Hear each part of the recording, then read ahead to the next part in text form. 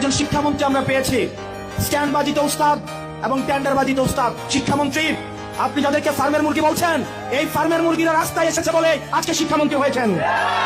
ফার্মের মুরগিরা রাস্তায় নেমে এসেছে বলেই শিলং থেকে এসে সংবিধান বিশেষজ্ঞ হয়েছে। এই ফার্মের মুরগিরা রাস্তায় এসেছে বলেই আজকে লন্ডন থেকে এসে বাংলাদেশের প্রধানমন্ত্রিত্ব করছে। মানে শিক্ষামন্ত্রী সব জায়গায় গিয়ে বলে নকল আর চলবে না।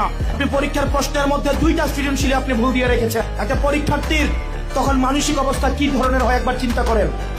সে যখন দেখে প্রশ্নপত্রে ভুল, সে যখন নিজে চেষ্টা করে পরীক্ষায় উত্তর মিলানো, পরীক্ষা দিয়ে এসে হয়তো বুঝতে পারে প্রশ্নপত্রে ভুল, সে যখন উত্তর মিলাতে পারে না, তখন পরীক্ষার মধ্যে কি ধরনের মানসিক অবস্থা তৈরি হয় একবার চিন্তা করেন।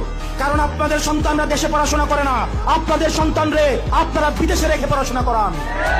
পরের সন্তানদেরকে রাস্তায় রেখে রাজনীতি করাবেন, পরের সন্তানের ভবিষ্যৎকে নষ্ট করবেন, পরের সন্তানদেরকে নিয়ে এক্সপেরিমেন্ট করবেন। এই বাংলাদেশ নিয়ে এক্সপেরিমেন্ট আর আমরা আপনাদেরকে করতে দিব না।